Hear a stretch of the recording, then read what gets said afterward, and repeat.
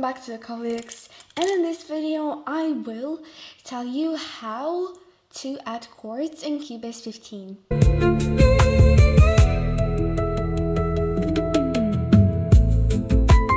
In lesson 1 we made this beat.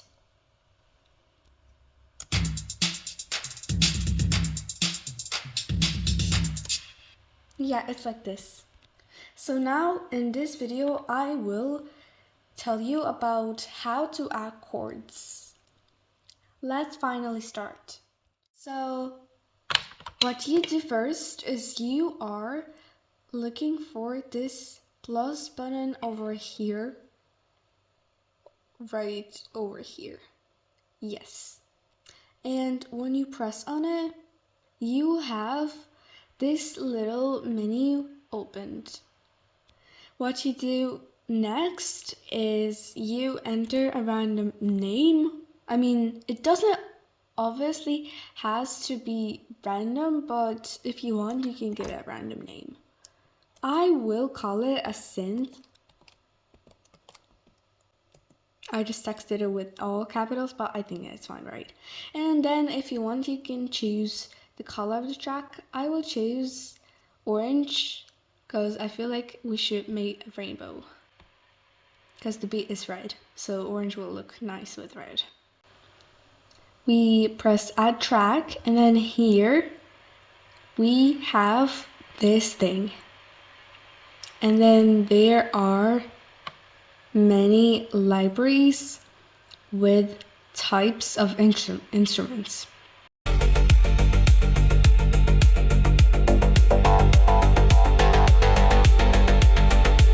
So what you do is you find which one you like the most, and that's when you press it and you choose an instrument in it. So since our track is called Synth, I found this album called Writing Room Synth.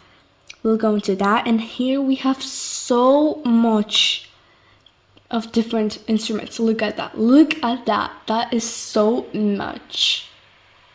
So you know what? Let's just go with the Celestial Bloom because it is nice. In my opinion, I've tried it before. Yeah, it's like this. Okay, there's also one important thing about the whole chords thing. The thing is that you will definitely have a piano. I mean, I have a Yamaha piano over here, but it doesn't matter what I have. You can have any different type of piano. The thing is that you will definitely have to have your piano or like keyboard or anything connected to the computer, because when you press the keys, the sound comes from here. All right.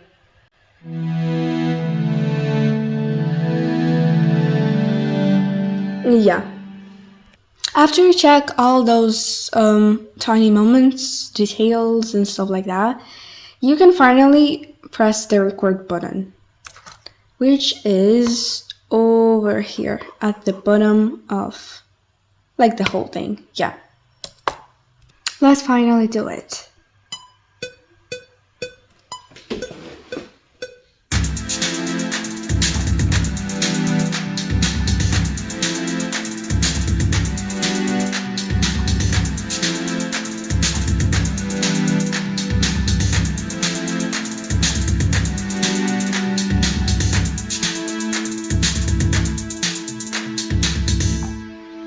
Yes, that's it. Okay, so I also wanted to say that what I didn't realize at first is that it started recording from here when I was planning to like make the chords from like the very start. So what I have to say to you guys is that you always have to check where this thing is, because like if it's here, then it starts recording from here. If it's here, then it starts recording from here. So it really matters. Then what else I have to say to you is that if you played a single note wrong or anything like this, like you made a mistake, if it's a big mistake, then that's fine too, actually, because you can take this thing and just double tap on it. And you have all the notes that you played in here. So yeah, you can make them shorter. You can even move them if like I wanted to play it higher, but I played it like this. So what you can do is just move it. Boom, I moved it. Yeah, if you play something wrong, you can easily remake that tiny bit. So you have the scissors basically, and then you just cut it where you want. Like cut it over here, and then if you wanna, you can do something like leaving this part where it is, and instead of deleting this part, you can just move it up. Just move it up. When you move notes up, you have to choose this thing. If you want to make them longer, you choose this thing. If you want to cut them, you choose the scissors. If you want to delete the notes, you choose the cross.